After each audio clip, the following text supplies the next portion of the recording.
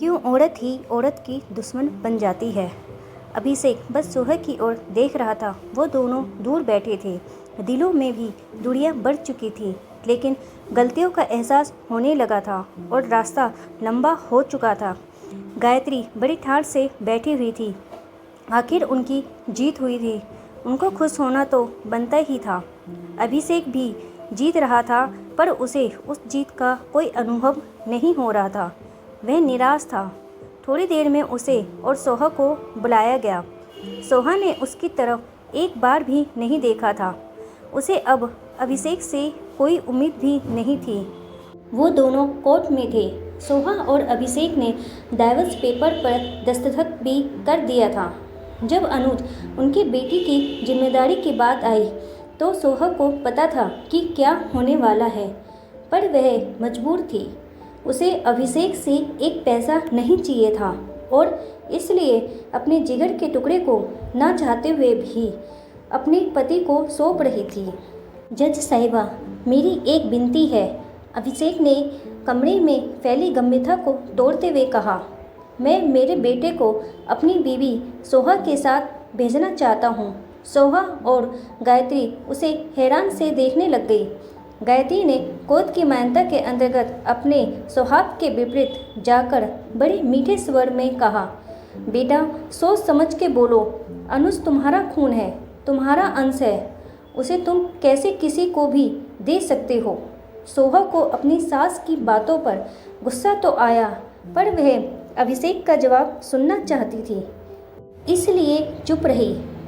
किसी को भी नहीं, उसकी माँ के साथ भेज रहा हूँ, जिसका अनुज पर बराबर का हक है, जो उसे सीख देगी जो मैं कभी नहीं दे पाऊँगा।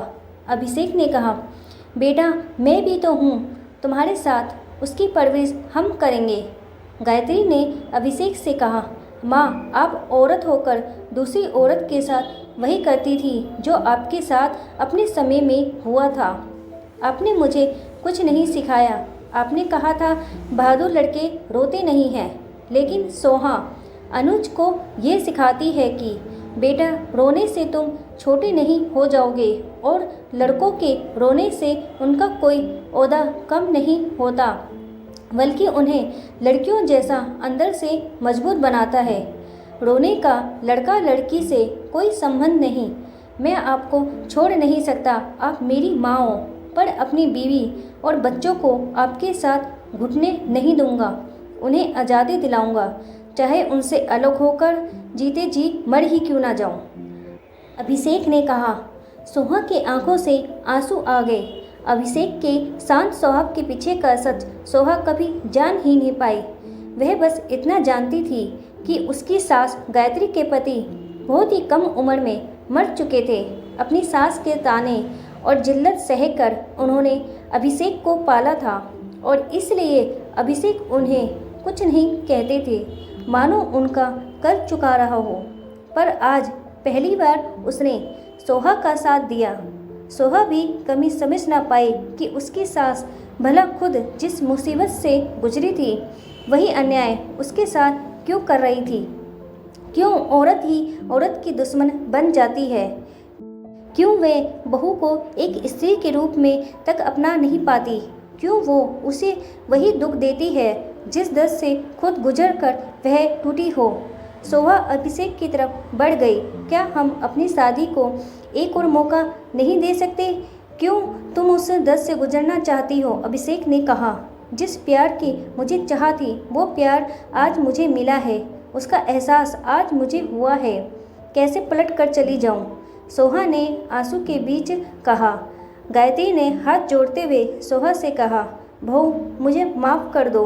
अपने बेटे को खो दूंगी सोचकर उसे हमेशा अपने हिसाब से रखती थी, पर आज एहसास हुआ मेरी हरकतों की वजह से वो मेरे पास तो था पर दिल से दूर हो चुका था। मैं तुम्हें तुम्हारा पति और बेटा वापिस सौंपती हूँ, मुझे माफ़ करना। सोहा ने गायत्री को माफ़ कर दिया और अभिषेक पति और अपनी बेटी अनुज के साथ अपने रिश्तों को दूसरा मौका देने का फैसला किया। तो दोस्तों कैसी लगी आपको ये कहानी। ऐसे ही और कहानी देखने के लिए मेरे चैनल को लाइक करें, सब्सक्राइब करें और बेल आइकन को दबाएं। वीडियो पसंद आए तो प्लीज़ कमेंट में ज़रूर बताएं। वीडियो देखने के लिए आपका धन्यवाद।